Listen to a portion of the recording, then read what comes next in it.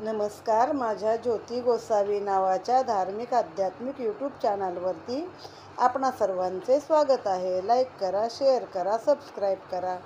आता आपण पाहत आहोत श्री साई सच्चरित अध्याय 17वा. वक्रतुंड महाकाय सूर्यकोटी समप्रभ निर्विघ्नं कुरु मे देव सर्वकार्येषु सर्वदा. गुरुर्ब्रह्मा गुरुर्विष्णू गुरुदेव महेश्वरा. गुरु साक्षात परब्रह्म तस्मै श्री गुरुवे नमः. ब्रह्मानंदं परमसुखदं केवलं ज्ञानमूर्तिं द्वन्द्वातीतं गगनसदृशं तत्त्वमस्यादिलक्ष्यम् एकं नित्यं विमलमचलं सर्वभिः साक्षीभूतं भावातीतं त्रिगुणरहितं सद्गुरु त्वं नमामि.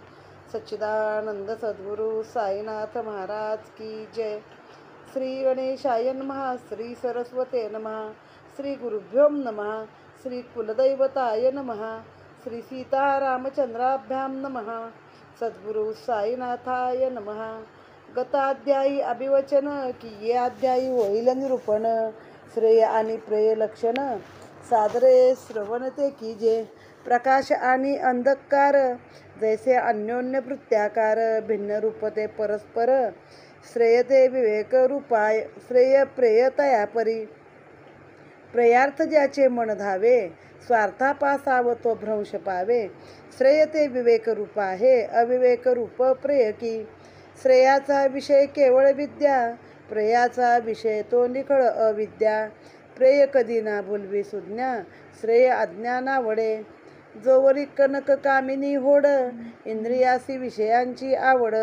विवेक वैराग्य नाही जोड प्रेयाची गोड त्यावरी. निरक्षीराची मिसळ देवी प्रेय श्रेयाची भेसळ. जेवी दुग्ध तेवढे निवळ सेवेती मराळ मानसी. जेवीच ते धीर बुद्धिमंत विवेकी आणि भाग्यवंत. श्रेयासी केवळ लोलंगत प्रेयासी विन्मुख सर्वदा. तेची पहा मंद बुद्धी शरीर पशु पुत्र धन मानादी. योगक्षेमाच्या लागोनी नादी प्रेय साधिती एकले. श्रेय काय प्रेय काय ज्ञात झाले जरी उभय. तैसाची ग्रहण व्यवसाय तर जरी स्वायत्त पुरुषासी. तरीही प्राप्त होता उभय निवड करणे अवघड विषय. करुणी मंद बुद्धीवरी जय आलिंगी प्रेय तयासी. सारू प्रेय आदरू श्रेय पुरुषार्थ तो हाची होय. असता पय मिश्रित तोय पयची घेई हंस जैसा. श्रेय आणि प्रेय ही दोन जरी पुरुषांचे लक्षण. असमर्थ करावया हे विवेचन विवेकहीन मंदमती. श्रेय ते आहे कशात आरंभी जाणले पाहिजे निश्चित. मग येता प्रतिबंध मार्गात प्रतिकार साध्यंत करू ये. येथेच पुरुषार्थ दृष्टी पुढा येऊन ठाके दत्त निवडा. म्हणून श्रेयार्थची करा झगडा धरोनी धडा बुद्धीचा. अर्थक्य संसार चक्राचे फेर अखंड भ्रमती अष्टौ प्रहर. आत्माधिकाधी त्रिताप प्रखर दुर्निवार नरसाहे. तेने अत्यंत दुःख कहर सहन करता होई जर्जर. शोधी मग तन्नी वर्तन पर सोपी सुखकर साधने. दुस्सह हे भवचक्र परिवर्तन होईल कैचे त्याचे स्तंभन. तदर्थ असेल काय साधन हे अन्वेषण आदरी. थोर भाग्य हे बुद्धी उपसता तेथून निपजे पुरुषार्थता. तो सदुपाय साधकता निज स्वार्थावरील. अनादि अविद्या अथवा माया शुक्ती रजत मृग जलवत वाया. अध्यास रूप महदंतराया विलया नेले पाहिजे. स्वप्नात सोन्याच्या गारा वर्षती प्रयत्ने साठवण केल्या आमिती. वाटे केवळ कामास येती हारून जाती जागृती. दृष्टादृष्ट भोगवासना आशा तृष्णा वा कामना. सदैव प्रतिबंधक जाणा समूळ खाणा या आधी. अशक्य दिसाया सूर्य करे बुद्धी जेथून माघारी फिरे. जेथ वेदश्रुती जे पाऊल शिरे ते निज करे गुरुदावी. कामक्रोध उभय वृत्ती करून देती ज्ञानप्राप्ती. श्रवण मनन समाधी विच्छंती हातो हाती त्या करती. दीपकर्पूरता होता लंगटी संभवे काय लोटा लोटी. उभयत्र भेटी होण्याची खोटी दीपत्वे उठे कर्पूर. श्रुतीस्मृतीला अविहित दुष्कर्मी लोळे अविरत. ज्ञान सुनी काय हित विहिता विहित जो नेणे, तैसाच जो नित्याशांत, अंतःकरण असमाहित, इंद्रिय लवले विक्षिप्त चित्त, ज्ञाने निवृत्त होईना. ज्याचे चित्तास समाधान, तो गुरुपुत्र आचारवान, ज्याचे निश्चळ आत्मानुसंधान, ज्ञानसंपन्न तो एक. हो संसार वा मोक्षगामी, जाणे जरी निजधामी, होईल शरीर रथस्वामी, केवळ वाग्मी काय करी. येथे वाचेसी नाही थार, अभ्यास एक सर्वसार, रथस्थानी योजी शरीर, स्वये स्थिर बैसेगा.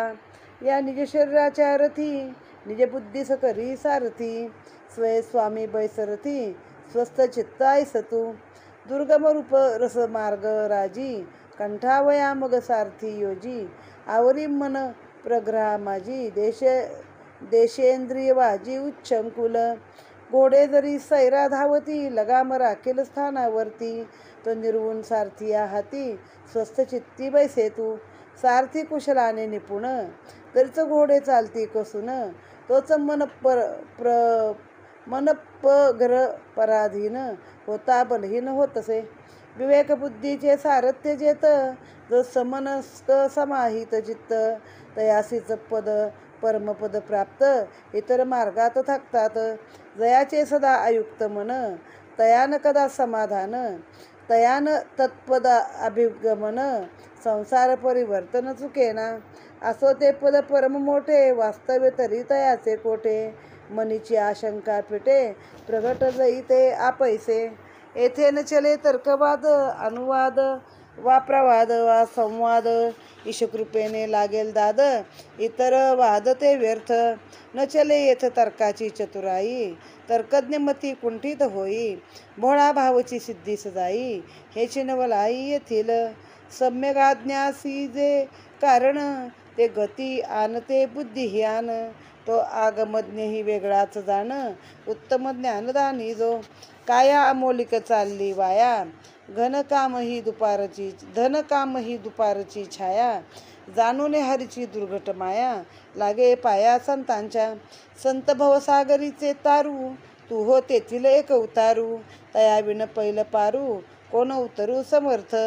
विवेक वैराग्य यांची जोड, बांधील तयांची जो सांगड, तो हो का जड मूड दगड, अवघड नात्या भवसिंधू. षड्गुण ऐश्वर्य भगवंताचे, वैराग्य हे प्रथम ऐश्वर्य साचे, असतील ते महद्भाग्याचे, विना इतरांचे वाट्याने. विहित कर्म केल्याविन, होईना चित्तशुद्धी निर्वाण, चित्तशुद्धी न होता जाण, ज्ञानसंपादन घडेना. तस्मात कर्मची एक जाण, ज्ञानप्राप्तीचे मूळ कारण. नित्य नैमित्तिक कर्मानुष्ठान, तेने क्षाळन मळाचे. एवं शुद्ध झालेल्या चित्ती, विवेक वैराग्या उत्पत्ती, शमदमादी साधन संपत्ती, विदेह मुक्ती ये हाती. फल काम संकल्प त्यागे, चित्त एकाग्रतेच्या योगे, अनन्यत्वे जो गुरुसी शरण घे, पदरी घेत्या सद्गुरु. जो बहिर प्रवृत्ती शून्य, भाविक भक्त अनन्य, ज्ञान लाभे होई प्रज्ञ, उपायान्य चलेना. तेही ज्ञान लाभल्यावरी, अधर्म मार्गे आचरण करी, अन्न ना अमूत्र खाली नावरी, त्रिशंकू परी लोळकंबे. जीवाची जय अज्ञान वृत्ती, तीच खरी संसार प्रवृत्ती, झाली या आत्मज्ञान प्राप्ती, तेच निवृत्ती संसारा. आत्मज्ञ सदा अहंभावरहित, धर्माधर्म शुभाशुभ विरहित, तयास ते संसारांतर्गत, हिताहित कायपा. विराली देहाहंकार बुद्धी वृत्ती, तत्काळ तेथे संचली निवृत्ती, तीच जीवाची परमस्थिती, खुण निश्चिती बांधावी. प्रवृत्ती ठाई शत्रुमित्र, निवृत्तीचे तो हे विचित्र, मीच मी पाहता सर्वत्र, शत्रुत्व मित्रत्व तै कैसे. ऐस्या महासुखा पुढे, देह महत दुःख ते बापुडे, तै कोण ऐहिक सुखारडे, मत सुख आतुडे जै. ऐहिक दुःखाचे डोंगर, कोसळत मग तयावर, परतो न हालेलो भर, गिरीवर केवळ धीराचा. भगवंत ज्यावरी प्रसन्न होतो, त्यालाच मग तो वैराग्य देतो, त्याची विवेकाची सांगड बांधतो, पार उतरवितो भवसागर. आदर्शी उमटल्या मुखापरी, स्पष्टात्मदर्शनी हे तुझो धरी, तया ते भ्रुकी ब्रह्मलोकवरी, जागा तिसरी नाहीच. यागी होता देवता तृप्ती, पितृलोकाची होईल प्राप्ती, लाभेल कर्म दोषमुक्ती भुक्ती, आत्मसंवित्तीला धेना, गंधर्व महर जनस्तप, सत्य तेथील आत्मदर्शन अति अविविक्त, जया लागे जे आत्मदर्शनासक्त, भूलोक यथोक्त वांछिती, येथे होते चित्तशुद्धी, आदर्शापदी निर्मल बुद्धी, शुद्ध आत्मस्वरूप त्रिशुद्धी, प्रतिबिंबित होतसे, तुझे स्थान ते ब्रह्मलोक, तेथेही होतो आत्मावलोक, परिसायास लागती अनेक, कष्टकारक तितरतो, सर्पावाणी माया वेटाळी, अक्षी आतुना तडी पिळी, बाहेरही सर्वांग कवटाळी, समर्थ टाळी कोणतीये, तुम्ही बसल्या बसल्या पाहता, खिशात 50 पट रुपये असता, काढा पाहू बाहेर आता, ब्रह्म तो खिशात तुमचेच, काढा म्हणता हात घालती, ग्रस्त पुडके खिशातून काढती, 10-10च्या पंचविशंती, नोटा मोजती पुडक्यात, ग्रस्त विरगळले मनीचे मनी, केवढे अंतर महाराजा अंतर्ज्ञानी, मस्तक ठेविले तयाचे चरणी, आशीर्वचनी उत्कंठा, बघ बाबा म्हणती तय वेळे, गुंडाळा आपले ब्रह्म गुंडाळे, लोभाचे झाल्या विन वाटोळे, ब्रह्म न मिळे तुझ लागे, पुत्र अश्वादी वित्तार्जन, आसक्त त्यातची जयाचे मन, तयास कैसे ब्रह्मज्ञान, द्रव्य व्यवधान न सुटता, म्हणजे द्रव्याची आशा तुला सुटत नाही, तुला ब्रह्मज्ञान पाहिजे हो. त्या मागच्या अध्यायाच्या अनुषंगाने त्याला सांगितलं, तुझ्या खिशामध्ये 250 रुपये आहेत, तुझ्या खिशातच ब्रह्म आहे, ते आधी बाहेर काढ. महाकठीण वित्तमोह, तृणावर्त दुःख गाह, मदमत्सर मकर दुस्सह, एकनिस्पृह तरेल, लोभांशी ब्रह्माचे अखंड वैर, तेथे ध्याना नाही अवसर, कैची मुक्ती विरक्ती साचार, आचार भ्रष्ट लोभिष्ट, लोभाठाई नसे शांती, ना समाधान ना निश्चिती, एक लोभवस्था चित्ती, जाती मातीत साधने, श्रुती स्मृतीस अविहित, ऐसे निषिद्ध जे दुश्चरित, त्याचंही सदैव जो आसक्त, असमाहित चित्त तो, तया नाव विक्षिप्त चित्त, सदैव दुष्कर्मी व्यावृत्त, अखंड विषयकर्मी लोळत, हितची हिता हित देखेना, हो का ब्रह्मविज्ञान संपन्न, नाही तो फलच्छेसी निर्विण्ण, तोवरी वावतो ब्रह्मविज्ञान आत्मसंपन्न, नाही तो म्हणजे पण तुमचं विषयातनं मन निघत नाही, पैशाचा लोभ सुटत नाही, तो पण तुम्हाला कुठलं ब्रह्म आणि ब्रह्म कसलं काय, सगळं तुमचं फुकट आहे. विषय कदर्म म्हणजे विषयाच्या चिखलात लोळता तुम्ही सदैव, तुमचं मन तिकडंच सगळं आहे, आणि तुम्हाला ब्रह्म मागता, ब्रह्मस्थान कसं काय मिळेल ब्रह्मविज्ञान.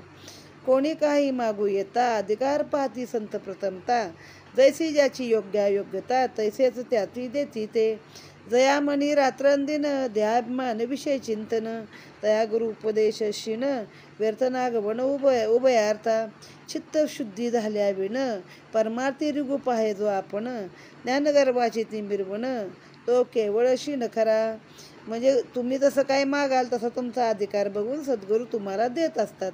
आता ज्याच्या मनात रात्रंदिवस स्वतःच्या देहाविषयी अभिमान आहे, विषयाचं चिंतन आहे, सगळी इंद्रिया तुमचं मन इंद्रियाच्या सुखामध्ये अडकलेलं आहे, तर गुरुचा उपदेश तुम्हाला काय, तो व्यर्थ शीण आहे दोघांना पण, गुरुला पण आणि तुम्हाला पण. चित्ताची शुद्धी तुमच्या झाल्याशिवाय जो परमार्थाला निघू पाहतो, तर त्याला ती कधी ज्ञानाचा सुद्धा गर्व असतो लोकाला, तसा तो गर्व मिरवत असतो, तर त्याला कुठलं ज्ञान मिळणार आहे.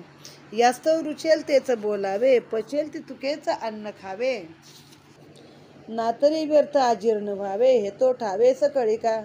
माझा भांडार भरपूर आहे, देईन तो जे जे तुम्हाच्या आहे, परिग्राहकाची शक्ती पाहे, देतो मी सहाय तेच की. बाबांनी त्याला सांगितलं, माझ्याकडे भांडार भरपूर भरलेलं आहे, पण मी शेवटी ज्याला जसं शक्य आहे, म्हणजे ज्याची झेपण्याची वृत्ती आहे, मी देणार पण घेणाऱ्याला झेपलं पाहिजे ना, तसंच मी त्याला देतो.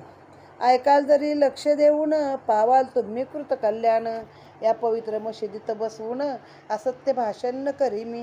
ही संत वाक्य सुधार सरिता, भावार्थ येथे बुडी देता, अंतर्बाह्य लादे शुद्धता, क्षाळन होता मळाचे, ऐसा श्री साईनाथाचा महिमा, वर्णून जाते पुरे सीमा, उपमू कैसे त्या निरुपमा, शुद्ध प्रेमा आदिंतो, माऊली ती सकळाती, विश्रांती आर्तश्रांताची, कल्पवल्ली आश्रिताची, दिनदुबळ्याची ती छाया, संसारावरी पाणी देऊन गिरी कपाटी मौन धरून एकांतवास स्वीकारून निज कल्याण एक दक्ष दो ऐसे संत असते बहुत जे केवळ साधती निज स्वार्थ अथवा केवळ निज परमार्थ काय ते अर्थ हित राहते ते विन साईबाबा म्हणत नसता आपतेष्ट गणगोत घरदार वा जाया सुत प्रपंचात राहती करतळ भिक्षा पाच घरा तरुतल वास अष्टो प्रहरा मांडून थिता प्रपंच पसारा व्यवहार सारा शिकविती साधुनी निज ब्रह्मस्थिती जनतेच्या कल्याणा जिस्ती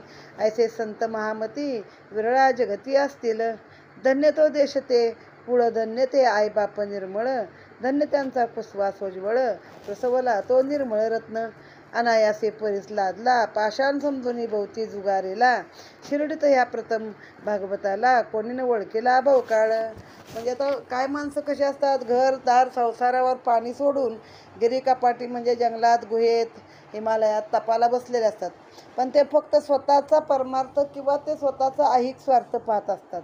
मग त्याच्यामध्ये इतरांसाठी काय नसतं. पण बाबा किंवा हे संत जे असतात ते अशा विभूती असतात की ते दुसऱ्यांसाठी हे आपलं जपतप सर्व कामाला लावत असतात. आता बाबांना काही स्वतःचं घरदार नव्हतं, लग्नकार्य नव्हतं, पण बाबा प्रपंच संसार मांडून बसले होते ना. खरं तर काय 4-5 घरी भिक्षा मागायची, ते पण हातावर करतल भिक्षा, म्हणजे हाताच्या तळव्यावर मावल एवढं, ताटल्या झोळ्या असं काय नाही. तेवढ्यामध्ये अन्न खायचं, झाडाच्या तळाला बसायचं. त्यांना कशाला संसार पाहिजे. पण त्यांनी लोकांसाठी तो संसार मांडून लोकांना ज्ञान शिकवत असते, म्हणून ते पैसा मागत असत. थोडक्यात सांगण्याचा अर्थ असा आहे. धन्य तो देश आहे जिथं बाबा जन्माला आले, धन्य ते मायबाप आहेत त्या मायेची कुशी आहे की जिथं बाबांसारखं रत्न जन्माला आलं. आता पहिल्यांदा बाबांना पण शिर्डीमध्ये कोणी ओळखलेलं नव्हतं. तसा उकरड्यावर एखादा चिंतामणी रत्न पडावं आणि पोराबाळांना सापडावं. पोरं घेऊन झेलतायत, तुडवतायत, दगडावर आपटतायत, असं ते सुरुवातीला होतं. जैसे उकरडा रत्न पडावे, पोरा बाळा सापडावे, त्यांनी वाटेल तेथे उडवावे, खुशाल तुडवावे दगडसे. असं या परिब्रह्माचा भोगता आशीर्वचनी दावे तृप्तता. तीच गत तुम्हा आम्हा समजता, बिकट रस्ता सोडावा. जो वरी बाह्य विषयांचे सेवन, शब्द श्रवण स्पर्श संवेदन, आमोदाघ्राणन बाह्यांग दर्शन, तव विरोधन विषयार्था. आता हे प्रत्येक अवयवाचं दिले, म्हणजे कसं जोपर्यंत तुमचं पंचेंद्रिय असतात आपली, ती सगळी बाह्य विषयावर आपलं मन असतं. आपल्याला नाकाला सुगंध पाहिजे असतो, कानाला चांगले शब्द गोड संगीत ऐकायचं असतं, बाह्य अंगदर्शन डोळ्याला चांगलं बघायचं असतं.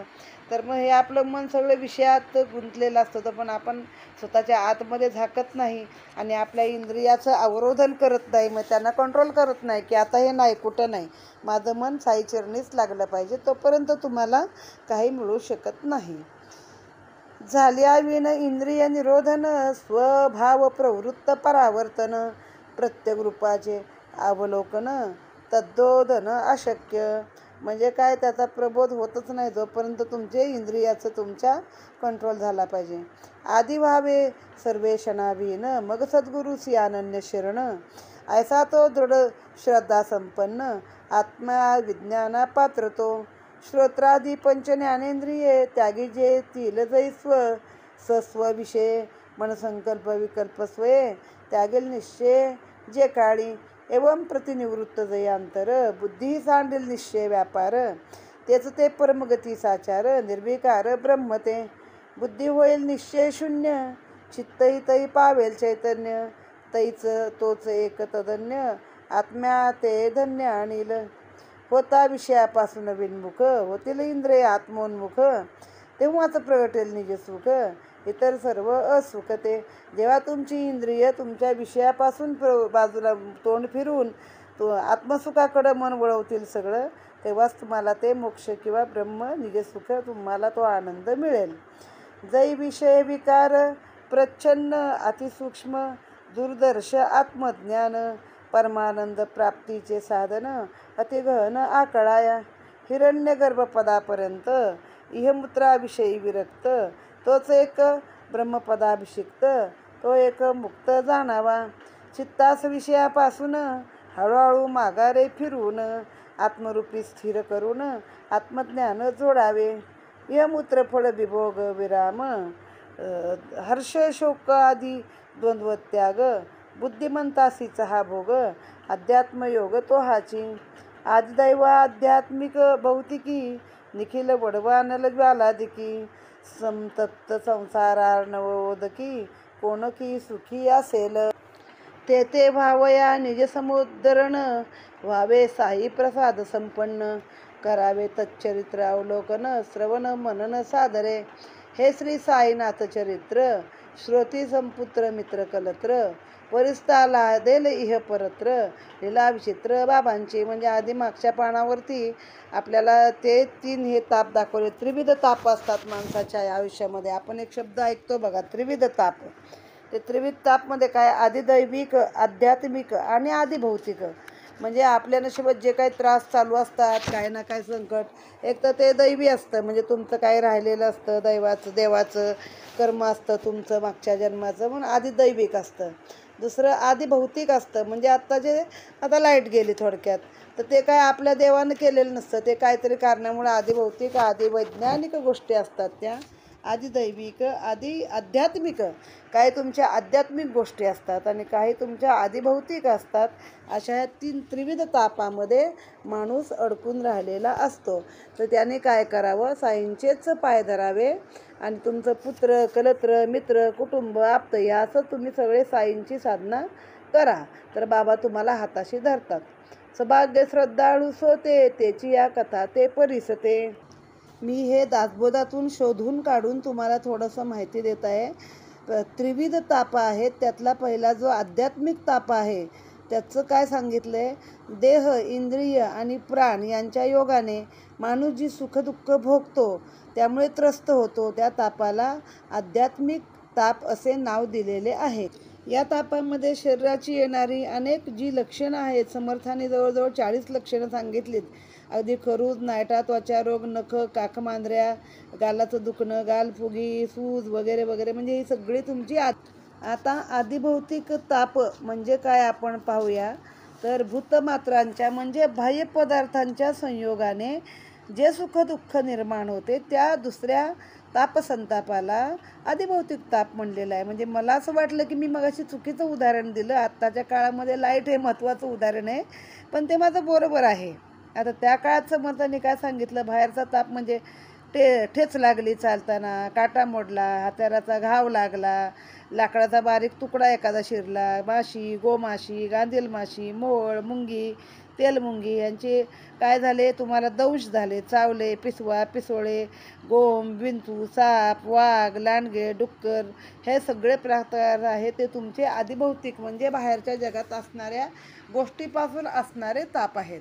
आता तिसरा ताप हा आदिदैविक ताप आहे. म्हणजे ज्याप्रमाणे आपल्या चांगल्या वाईट कर्माप्रमाणे आपण मेल्यावरती स्वर्ग, यमयातना, नरक हे सगळं भोगतो, ह्याला आदिदैविक ताप म्हणतात. म्हणजे हा तुमच्या श्री समर्थांचं असं सांगणं आहे की मानवी समाजात अनेक शक्ती वसतात, त्यापैकी एक किंवा अनेक शक्ती माणसाला वश होऊ शकतात. त्याचा उपयोग करून केवळ स्वार्थ साधायचा स्वतःचा हीच अनिती आणि हाच अन्याय आहे आणि हाच तुमचा आदिदैविक ताप आहे. मग अशामध्ये काय होतं, अंगबळ, द्रव्यबळ, मनुष्यबळ, शासनबळ या शक्तीच्या जोरावर माणूस वाईट कर्म करतो.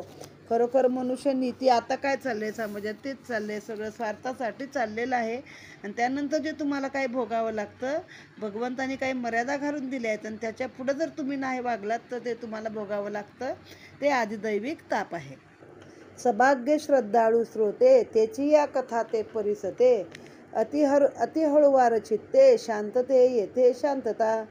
या कथा निस्यंद निर्झरे कर्मल वनविरे श्रवणद्वारे नैनी शिरे रूपसाजिरे साईंचे. चरित्र श्रवणे पातकारास चरित्र श्रवणे काळावरी कास चरित्र श्रवणे परम उल्हास श्रोते निरायास पावती. श्रवणे शुद्ध अंतःकरण श्रवणे चुकेल जन्म मरण श्रवणे श्रोतया ब्रह्मपण केवळ ब्रह्मार्पण क्रमाने.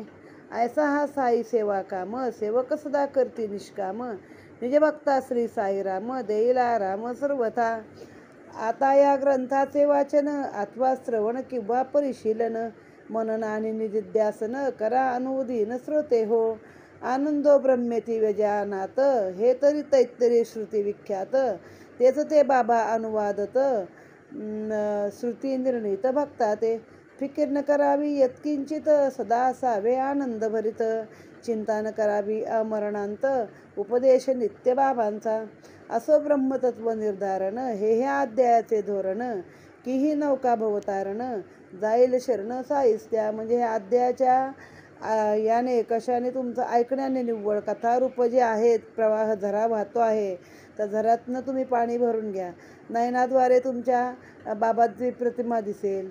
आणखीन चरित्र श्रवणाने तुम्ही काळावरती पण मात करू शकतात, जगून विजय होऊ शकतात. असं हे बाबांचं चरित्र सर्वांनी सदैव ऐकावं वाचावं असं सांगितलेलं आहे. हितवचन वारंवार सांगावे करावा परोपकार बाबा तयाचा करुणे अनुकार तदनुसार प्रवर्तते. हे संयुक्तिक की अयुक्तिक हे मतभेद केवळ वैयक्तिक जने सामान्य जनतेसी तोची की रोख ये ग्रंथी हेची आहे ते प्रयोजन बाबा जाणत कार्यकारण जैसे दयाचे मनोपसित जाण होष्यमान ही तैसेची. होष्यमान म्हणजे होणार जसं तुमच्या मनात इच्छा असते तशीच ती गोष्ट होते. गुरुमुखीच्या कथा ऐकाव्या अर्थक्य लीला अनुभवाव्या स्मरतील त्या संग्रही ठेवाव्या परिसाव्याच्या इतरा ते. साई चरित्र हे बरे श्रवण करतात त्यादरे श्रोती या वक्त्यांचे दैन्य हरे दुर्दिन ओसरे अवघ्याचे. पाहुणी बाबांची अलौकिक लीला कोणी अभागी चकित न झाला केवळ दर्शन मात्रेचे निवाला लीन झाला पदकमली. विशदचरिते या साईंची प्रशस्त चित्ते ऐकावयाची संधी येतायची सुखाची कोण फुकाची दौडील. पुत्र मित्र कलत्रावर्त कामक्रोधादि ग्राह्ययुक्त नाना रोग तिमिंगिल्लोम कुंभित उद्देलित आशा कल्लोळी. जाम कठीण भाषा रे बाबा ह्यातली. त्याचं आता काय दिलंय बघा. पुत्र मित्र कलत्र आवर्त म्हणजे हा भावरा सगळ्यांचा. बायको कलत्र म्हणजे दारा पुत्र आणि काम क्रोध इत्यादी यांनी युक्त असतं हे सगळं आपल्या इच्छा. तिमिंगिल्लोम जिथं म्हणजे तिमिंगल नावाचा मोठा माशा सुसरी मगरी ह्या सगळ्या प्रकारचे यामध्ये म्हणजे कामना वासना ह्या तुमच्या सुसरी मगरी आहेत. आशा कल्लोळ तुमचा उठलेला आहे.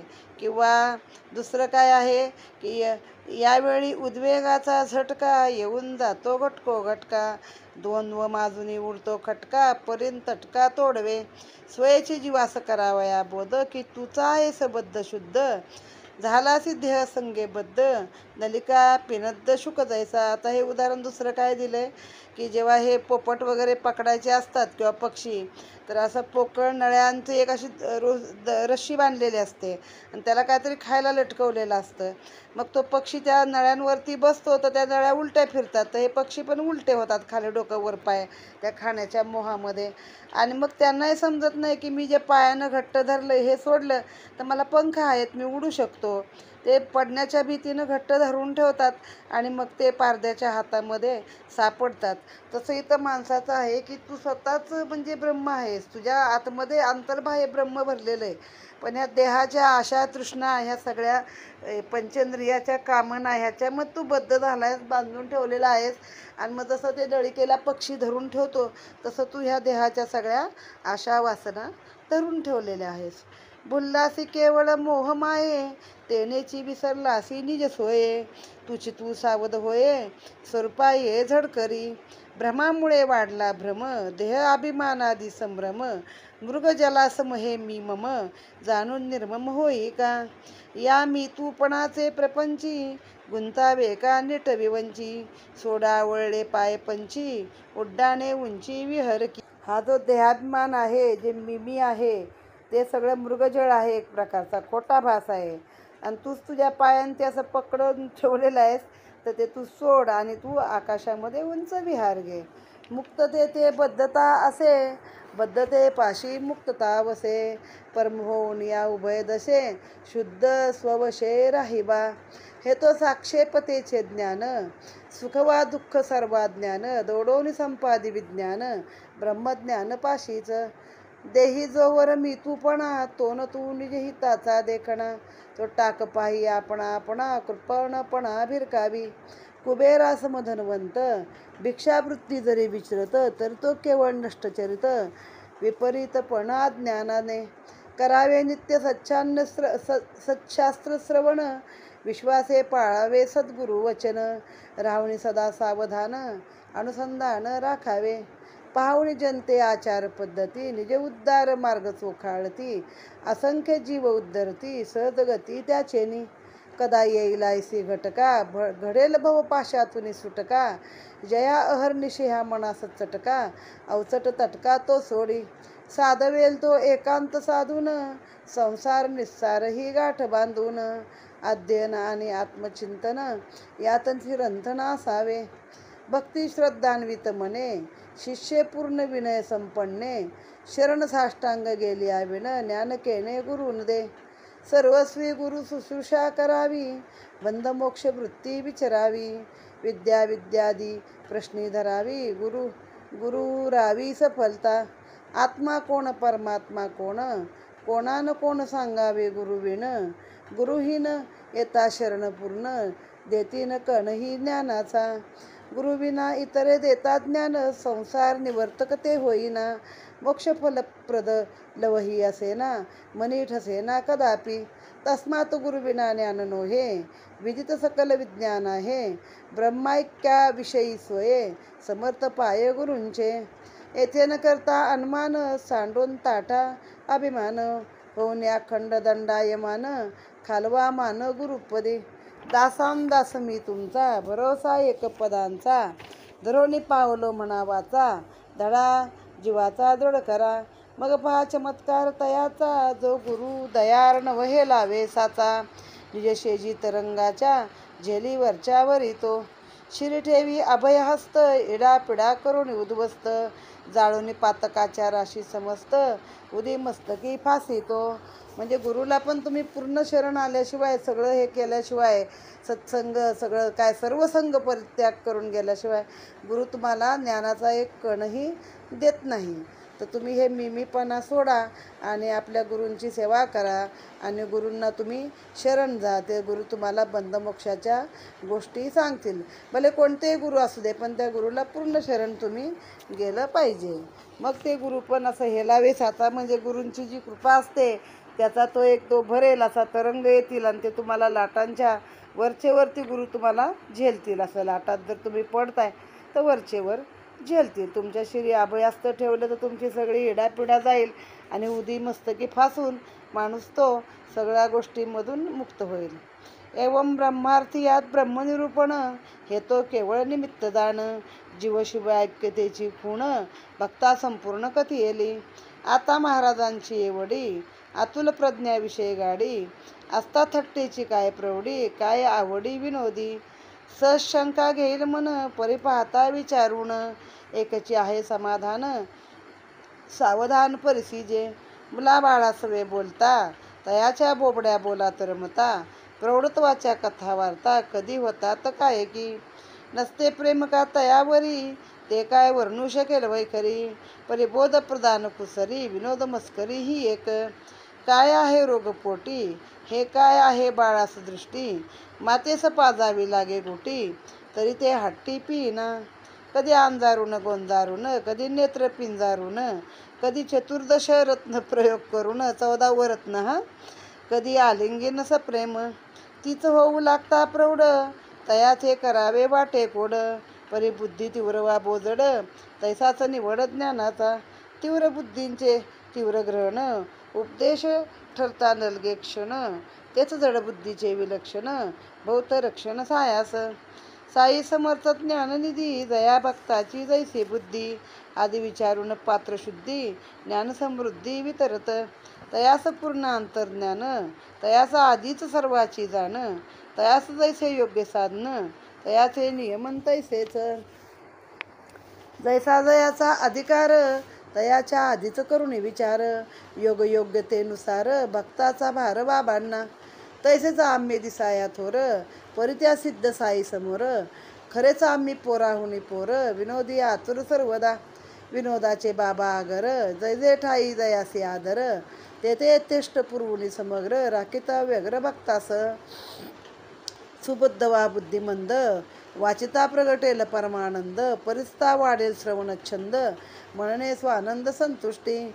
आवर्तनी परमार्थबोध निधिध्यासनी मद अल्लाद सौख्य उपदेला खंड निर्बाध ऐसी आगाध ही लीला भाग्य जेणे अनुभव येतला यत्किंचितही असेल भोगीला काया वाचा मने तो खेळला अर्थक्य लिहिला बाबांची हे माळसाई पायी शरण विनोद मार्गे ज्ञान प्रदान भक्त कल्याण एक प्रयोजन निमित्त दान ब्रह्मार्थिया पुढील अध्याय याहुनी गोड श्रवणार्थीयाचे पुरेल कोड माझ्या जीवीची गुप्त होड फोडोनी पुरविली मी जाईल माधवापाशी बाबांचा निरोप देईन त्यासी पावेल कैसे अनुग्रहासी साध्यंत श्री परिसाजी स्वस्ती श्री संत सज्जन प्रेरिते श्री भक्त हेमाड पंथ विरंचिते श्री साई समर्थ सच्चरिते ब्रह्मज्ञान कथन नाम सप्तदशाध्याय गोडहा कसं सांगितलंय की बाबांनी विनोद बुद्धीनं मुद्दाम ते 5 रुपये सगळीकडे मागायला पाठवलं आणि शेवटी त्याला ज्ञान दिलं की बघ तुझ्या खिशात एवढे पैसे आहेत तुझी काय बुद्धी झाली का देण्याची नाही आहे पहिलं याचा लोभ सोड हे ब्रह्म तुझ्या खिशात आहे हा ब्रह्मगुंडाळा पहिला आवर मग तुला ब्रह्माचं ज्ञान होईल मग त्यांनी सांगितलं की आता लहान बालकाशी पालक काय गंभीर गोष्टी बोलतात का नाही त्यांच्याशी त्यांच्यासारखेच होऊन विनोदाने बोबडे बोलून त्या बालकांना त्या गोष्टी पटवत असतात आता पोराला काय माहिती माझ्या पोटात काय रोग आहे पण आईला माहीत असतो ना मग आई त्याला जबरदस्ती गुटी पाजते भले ती जरा कडू लागली तरी चालेल तसंच हे अधूनमधून तुम्हाला बाबा डोस देत असत विनोद बुद्धीने थोडक्यात काही त्या लोकांना समजून सांगत असत काही लोकांना ब्रह्मज्ञानाने ह्या गोष्टी सांगत असत तर मी पण म्हणे बाबांचा पाईक आहे मायाच्यानं होईल तसं मी तुम्हाला सांगितलं आता मी पण श्यामापाशी म्हणजे माधवराव देशपांड्यांपाशी मी जाईन माझा निरोप देईन आणि त्यांच्याकडनं कसा काय अनुग्रह मला बाबांकडून घेता येईल ते घेईन म्हणजे बाबा असतानाच ही पोथी यांनी